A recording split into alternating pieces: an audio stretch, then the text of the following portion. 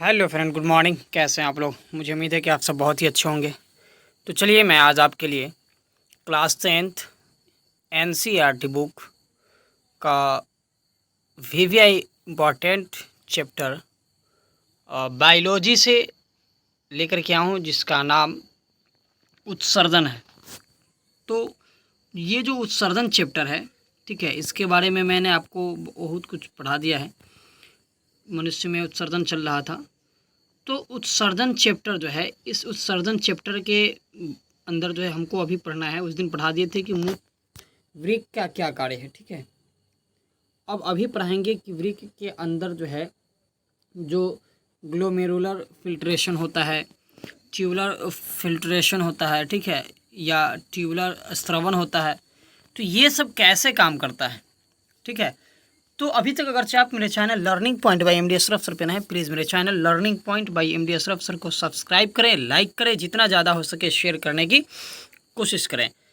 तो मैं अभी स्टार्ट करने जा रहा हूँ बायोलॉजी, जीव विज्ञान, क्लास 10th के लिए।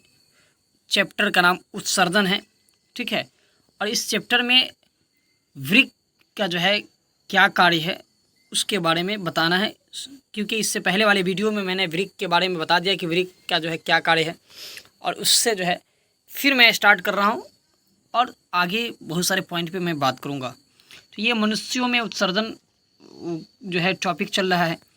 इसमें कहा जा रहा है कि वृक्क, आपको क्वेश्चन दिख रहा होगा कि क्वेश्चन पूछा जाता है एग्जाम में, वृक्क के कार्यों को लिखे। तो वृक्क का जो कार्य होता है मूत्र का निर्माण करना और उसको उत्सर्जन करना। वृक्क का क्या काम होता है? मूत्र का निर्माण करना और उत्सर्जन करना। उत्सर्जन करने के लिए वह 3 चरणों में जो है क्या होता है, वृक्क बटा हुआ है। फर्स्ट चरण जो होता है, जिसको हम लोग ग्लोमेरुलर फिल्ट्रेशन के नाम से जानते हैं।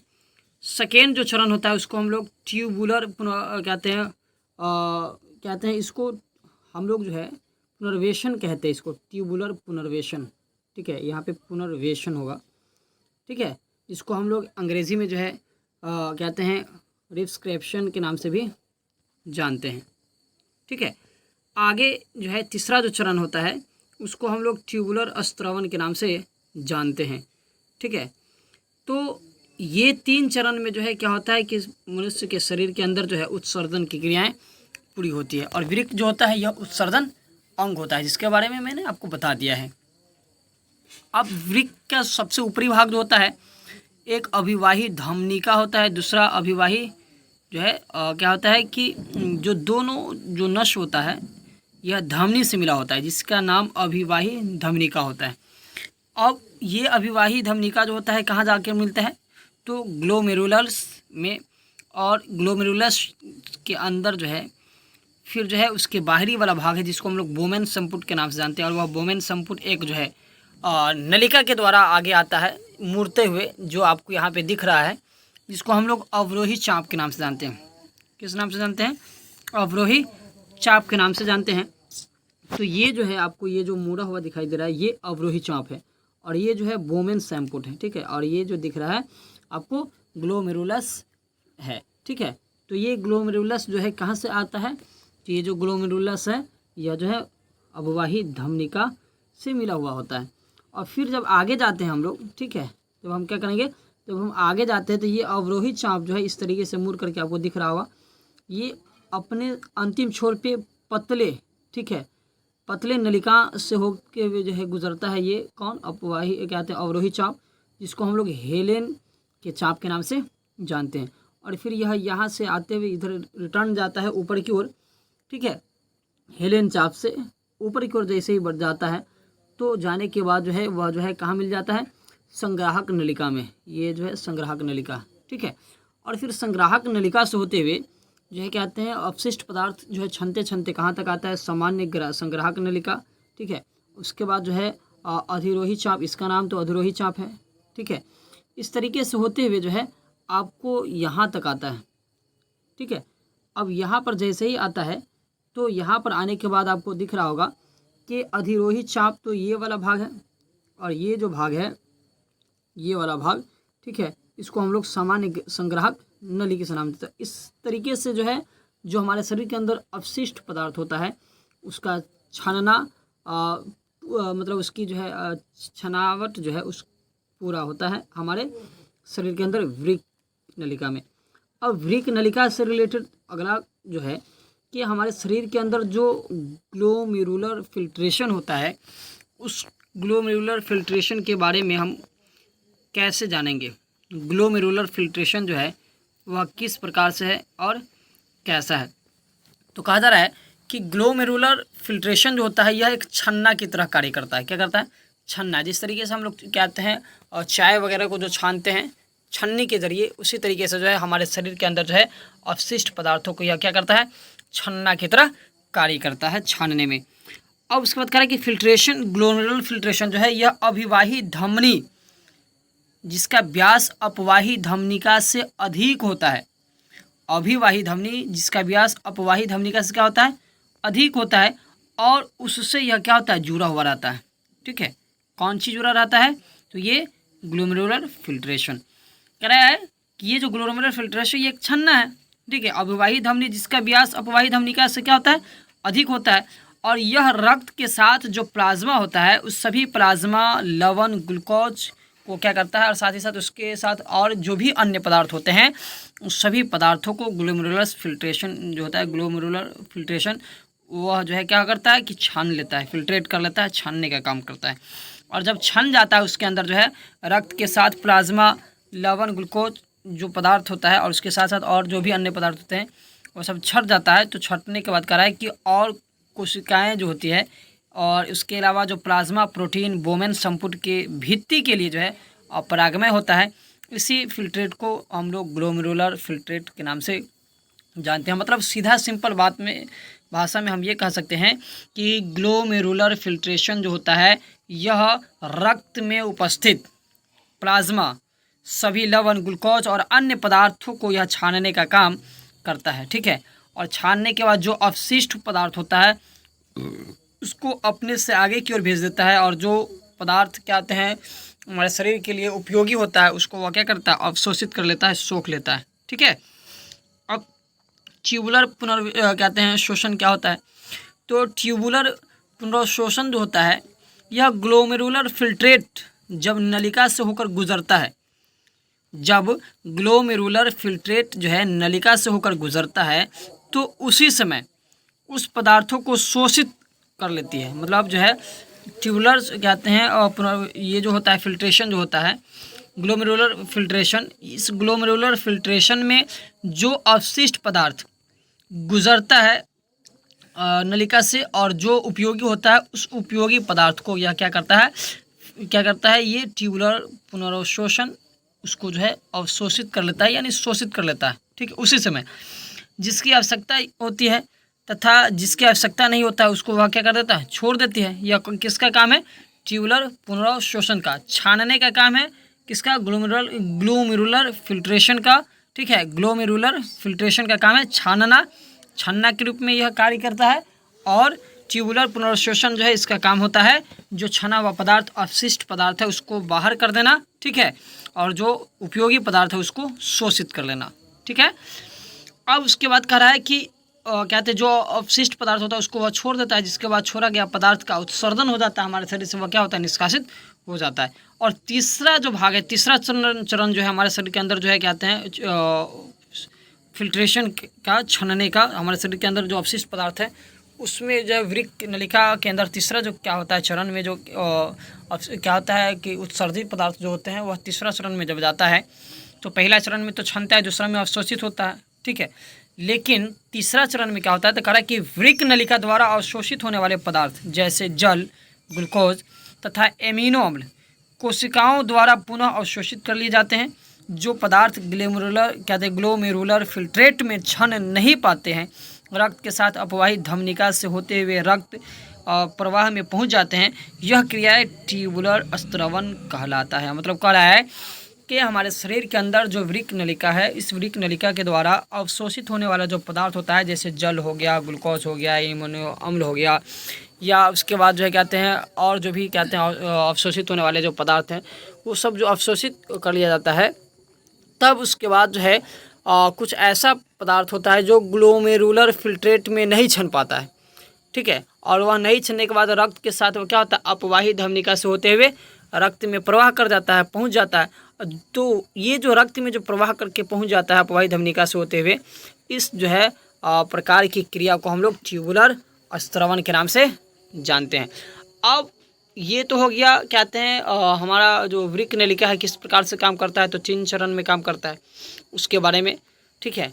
एक छानने का काम करता है, एक अवशोषित करने का काम करता है। छानने का काम क्या करता है, तो ट्यूबुलर कहते हैं यहाँ पे स्त्रवण, ठीक है, सॉरी यहाँ पे जो है छानने का जो काम करता है उसका नाम है ग्लोमेरुलर फिल्ट्रेट, ठीक है। और जो कहते हैं अवशोषित करता है उसका नाम है ट्यूबुलर पुनर्अवशोषण। और जो अब कहते हैं पदार्थ हमारे शरीर के अंदर नहीं छन पाता है, जो रक्त में वापस चला जाता है, उसको हम लोग ट्यूबुलर स्त्रवण के नाम से जानते हैं। अब आगे है कि मूत्र की बनावट की विवेचना, मतलब मूत्र कैसे बनता है। हमारे शरीर के अंदर जो अवशिष्ट पदार्थ होता है उससे जो मूत्र बनता है, जो हमारे शरीर के अंदर से बाहर निकलता है, उसकी बनावट कैसी है। तो कह रहा है कि मूत्र की जो बनावट है, कह रहा है कि मूत्र में साधारणतः जल होता है, यूरिया होता है तथा सोडियम क्लोराइड मिश्रित होता है उसमें। जब मनुष्य घंटे में 8 से 100 ग्राम, ठीक है, 8 ग्राम से लेके 100 ग्राम प्रोटीन आहार खाता है, तो उसके मूत्र में 96% जल तथा ठोस 4%, ठीक है, जिसमें 4% ठोस में 2% यूरिया और 2% अन्य पदार्थ का निर्माण होता रहता है, ठीक है। तो ये है हमारे शरीर के अंदर मूत्र के, तो हमारे शरीर के अंदर जो मूत्र की बनावट होती है वो किस प्रकार से होती है, तो हमारे शरीर में जो है जल, यूरिया, सोडियम क्लोराइड जब आपस में मिल जाता है तो हमारे शरीर के अंदर मूत्र का निर्माण हो जाता है। लेकिन हमारे शरीर के अंदर जब हम शरीर के अंदर जो है 8 से लेकर के 100 ग्राम के बीच में जब प्रोटीन आहार खाते हैं, ठीक है, 1 घंटे में, तो उससे जो है जो मूत्र बनता है उसमें 96% जल होता है और ठोस जो होता है 4% पाया जाता है। अब कहा जा रहा है कि ठोस जो 4% होता है, उस ठोस 4% में जो है 2% यूरिया होता है और 2% अन्य पदार्थ पाया जाता है। तो इस प्रकार से हमारे शरीर के अंदर जो है मूत्र का निर्माण होता है, जिसमें मूत्र में क्या रहता है, जल, यूरिया तथा सोडियम क्लोराइड, ये सब मिश्रित रहता है। तो आपको मूत्र कैसे निर्माण किया जाता होता है उस वो भी पता चल गया। अब आगे हमारे शरीर के अंदर कुछ जो वृक्क कहते हैं नलिका है, उत्सर्जी अंग है, जब वह काम करना बंद कर देता है, क्या करता है वह, जब वह कार्य करना बंद कर देता है, तो हमारे शरीर के अंदर एक मशीन है, एक मशीन लगाया जाता है जो मानव निर्मित है, ठीक है, जिसको हम लोग डायलाइज़र के नाम से जानते हैं। और उस डायलाइज़र का ये काम होता है कि हमारे शरीर में जिस प्रकार से हमारे शरीर के अंदर जो है वृक्क नलिका कार्य करता था, उसी प्रकार से यह डायलाइज़र काम करता है और हमारे शरीर के अंदर जो उत्सर्जी पदार्थ होता है उसको उत्सर्जन करने का काम करता है। अब कह रहा है कि डायलाइज़र किसे कहते हैं तथा उसमें कौन पदार्थ पाया जाता है। तो डायलाइज़र के अंदर एक कहते हैं मतलब वो यहाँ पे एक टंकी होता है, ठीक है, जिसका नाम डायलाइज़र ही होता है। उस डायलाइज़र में डायलाइसेट फ्लूइड नामक जो है तरल पदार्थ पाया जाता है, और यह जो है डायलिसिस मशीन में एक टंकी के रूप में होता है। डायलाइज़र क्या होता है, डायलिसिस मशीन के अंदर एक टंकी के रूप में होता है, जिसे हम लोग डायलाइज़र कहते हैं। और डायलाइज़र के अंदर जो होता है डायलाइसेट नामक फ्लूइड जो है तरल पदार्थ पाया जाता है, ठीक है। तो डायलाइज़र क्या है, तो डायलाइज़र एक डायलाइसिस मशीन होता है जो वृक्क के तरह कार्य करता है। यह कृत्रिम मशीन है और इसके अंदर एक टंकी होता है, जिस टंकी को हम डायलाइज़र के नाम जानते हैं। इस टंकी के अंदर तरल पदार्थ भरा रहता है, जिसको हम लोग जो है क्या किस नाम जानते हैं, डायलाइसेट फ्लूइड के नाम से जानते हैं। तो ये है डायलाइज़र, ठीक है। अब उसके बाद हमको क्या पढ़ना है, तो हीमोडायलिसिस के बारे में, ठीक है, हीमोडायलिसिस के बारे में पढ़ना है कि हीमोडायलिसिस जो है हमारे शरीर के अंदर जो है कैसे किया जाता है। तो हीमोडायलिसिस किसे कहते हैं, ये भी क्वेश्चन हो सकता है। हीमोडायलिसिस की परिभाषा दे, ये भी हो सकता है। कहा गया कि जब मनुष्य के शरीर में वृक्क अपना कार्य करना बंद कर देता है, मतलब वृक्क का काम होता है उत्सर्जी पदार्थ को जो है छानना और शोषित करना, उसको अपने शरीर से बाहर करना। लेकिन जब हमारा शरीर जो है काम करना बंद कर देता है, हमारे शरीर के अंदर जो है वृक्क नलिकाएँ काम करना बंद कर देती है, तो हमारे शरीर के अंदर जो है डॉक्टर जो है एक मशीन के द्वारा जो है हमारे शरीर के अंदर वृक्क की क्रिया के द्वारा जो कार्य होता रहता है उसको पूरा जो है क्या करते हैं। तो ये जो है हीमोडायलिसिस, यह एक मशीन है, ठीक है, जो वृक्क की तरह जो है पूर्ण काम वो करता है। वही कहा गया है कि जब मनुष्य के शरीर में वृक्क अपना कार्य करना बंद कर देता है, तब शरीर की आवश्यकता में जल, खनिज या यूरिया जैसे जहरीले पदार्थ एकत्रित होने लगते हैं, जिससे रोगी की मृत्यु हो सकती है। ऐसी स्थिति में वृक्क का कार्य एक अति विकसित मशीन के द्वारा इस्तेमाल से पूरा किया जाता है। इस मशीन को ही डायलिसिस मशीन कहते हैं। मतलब कहा गया कि जब मनुष्य के शरीर के अंदर, ठीक, जब क्या किया जाता है, मनुष्य के शरीर के अंदर क्या होता है कि वृक्क नलिका, ठीक है, वृक्क काम करना बंद कर देता है, तब वही कहा जाता है कि हीमोडायलिसिस मशीन जो है, जब हमारे शरीर के अंदर हमारा वृक्क कार्य करना बंद कर देता है, तो उस वृक्क के द्वारा जो काम पूरा हो रहा था, उस कार्य को पूरा करने के लिए जो है हमारे शरीर के अंदर जो कहते हैं आवश्यकता में जल है, खनिज या यूरिया जैसे जहरीले पदार्थ है, उस कहते हैं पदार्थ को उपयोगी के अलावा जो फालतू पदार्थ होता है, जो अपशिष्ट पदार्थ होता है, उसको उत्सर्जित करने के लिए, बाहर जो है निकालने के लिए हमारे शरीर के अंदर जो है इस मशीन को जो है हीमोडायलिसिस मशीन को लगाया जाता है, ठीक है। अगरचे इस हीमोडायलिसिस मशीन को नहीं लगाया जाए तो हमारे शरीर के अंदर जो कहते हैं जल है, खनिज है, यूरिया है, ये सब जो जहरीले पदार्थ आपस में जब एकत्रित होने लगते हैं, जिससे जो है क्या होता है कि रोगी की मृत्यु हो जाएगी। अगरचे हम इस पदार्थ को, जहरीले पदार्थ जो हमारे शरीर के अंदर अपशिष्ट पदार्थ है, उसको उत्सर्जित नहीं कराएंगे, उसको बाहर नहीं निकालेंगे शरीर से, तो हमारा शरीर क्या हो जाएगा, डेथ कर जाएगा, हम मृत्यु कर जाएंगे। तो वही कह रहा है कि मृत्यु हो सकती है। ऐसी स्थिति में वृक्क के कार्य को पूरा करने के लिए जो है अति विकसित मतलब मशीन एक बनाया गया है वृक्क की तरह, ठीक है। उसके इस्तेमाल को जो है कहते हैं पूरा करने के लिए, जो है उस कार्य को पूरा करने के लिए इसका इस्तेमाल किया जाता है। और फिर जो है इसी मशीन को, मतलब जो वृक्क का कार्य पूरा करने का काम करता है जो मशीन, उसी को हम लोग हीमोडायलिसिस मशीन के नाम से जानते हैं। तो यहाँ लिखा गया है कि नोट, हीमोडायलिसिस मशीन एक कृत्रिम की तरह कार्य करता है। मतलब जो है यह कृत्रिम की तरह कार्य करता है। मतलब यह एक मशीन जो है, यह जो है कृत्रिम मतलब मानव निर्मित मशीन है। यह ऑटोमेटिक काम नहीं करता है, इसको काम कराना पड़ता है, ठीक है। अब उसके बाद हीमोडायलिसिस के बाद पादप उत्सर्जन, यह लास्ट टॉपिक है इस चैप्टर का, उत्सर्जन का। तो कह रहा है कि पादप उत्सर्जन क्या होता है। तो पादप उत्सर्जन मतलब पौधों के अंदर भी उत्सर्जन, जिस तरीके से मनुष्य में, जंतु में उत्सर्जन की क्रियाएँ होती है, उस तरीके से पौधों में भी उत्सर्जन की क्रियाएँ पूरी होती है। अब कह रहा है कि पादप में उत्सर्जन क्रिया के लिए कौन कौन सा अंग पाया जाता है। तो उस मनुष्य के शरीर में तो उत्सर्जन के लिए एक विशेष अंग है, ठीक है, उत्सर्जी अंग। लेकिन मनुष्य के अलावा पादप जो है, ठीक है, जंतु और मनुष्य के अलावा जो पादप है, पेड़ पौधे हैं, उसके अंदर कोई विशेष अंग नहीं पाया जाता है, ठीक है। और वह जो है कहते हैं, लेकिन पौधे क्या कहते हैं, जिस तरीके से मनुष्य जो है श्वसन की क्रिया को आदान प्रदान करता है, इस तरीके से जो है पौधे भी क्या करते हैं, श्वसन की क्रिया को जड़ द्वारा, पत्ती द्वारा, ठीक है, अपने सभी भागों द्वारा क्या करता है कि आदान प्रदान करता है। जो भी उपयोगी होता है उसको रख लेता है, अनुपयोगी पदार्थ को क्या कर देता है, उत्सर्जित कर देता है। लेकिन उसके अंदर कोई खास अंग नहीं पाया जाता है मनुष्यों की तरह। अब कह रहा है, अगला क्वेश्चन बनता है कि पौधे के किस भाग में कौन कौन से पदार्थ उत्सर्जित होते हैं। मतलब पौधे के कौन कौन सा भाग होता है जहाँ पे कौन कौन से पदार्थ उत्सर्जित होता है। तो कहा गया कि बहुत से पौधे जो होते हैं वह कार्बनिक अपशिष्ट या उत्सर्जित पदार्थ को उत्पन्न करता है, ठीक है। मतलब अक्सर पौधे जो होते हैं वह कार्बनिक अपशिष्ट जो पदार्थ होता है उसको क्या करता है, बाहर निकालता है। जो उसकी मृत कोशिकाएँ होती है वो, उसमें वह क्या होता है कि पौधे की मृत जो कोशिकाएँ होती है, छाल वगैरह, तो उसमें वह क्या होता है, संचित रहता है, रुका हुआ रहता है, ठीक है। जो मतलब यहाँ पे जो है बारी बारी से जो है ये कहते हैं क्रियाओं के द्वारा जो है वह क्या होता है कि बारी बारी से धीरे धीरे वह जो है टेनिन, रेजिन, गोंद आदि के रूप में वह क्या होता है कि पदार्थ बन करके बाहर निकलता है। जो टेनिन वृक्षों की छाल से, रेजिन एवं गोंद पुराने जाइलम में संचित रहता है। हम लोग कह रहा है कि शरीर पौधे के शरीर में जो टेनिन होता है, जो सर्दी पदार्थ होता है, वह जो है वृक्ष के छाल से निकलता है। लेकिन रेजिन एवं जो गोंद होता है वह पुराने जाइलम से में रुका हुआ रहता है, और पुराने जाइलम से वह क्या होता है कि जो है बाहर निकलने का काम करता है। तो इस तरीके से पौधों के अंदर उत्सर्जन की क्रियाएं पूरी होती है। पौधों में कोई विशेष जो है अंग उत्सर्जन नहीं पाया जाता है मनुष्य और जंतु की तुलना में। तो ये चैप्टर हो गया समाप्त। अब इसके बाद आप लोगों को अध्याय 5 पढ़ना है, जिसमें नियंत्रण एवं समन्वय के बारे में जानना है। ये चैप्टर 4 था। तो आपको जो है ये अच्छे तरीके से समझ में आया होगा। जहाँ पे आपको प्रॉब्लम हो उस वहाँ पे जो है वीडियो को दोबारा चला करके देखें, ताकि आपकी जो भी प्रॉब्लम है वो सब दूर हो सके।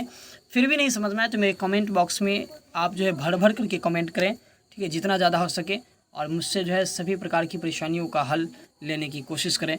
अभी तक अगर आप मेरे channel learning point by MD Ashraf sir पे नए तो प्लीज़ मेरे चैनल को सब्सक्राइब, लाइक, शेयर करना ना भूलें, और जितना ज़्यादा हो सके अपने दोस्तों से सपोर्ट कराएं। मिलते हैं अगले वीडियो में। धन्यवाद।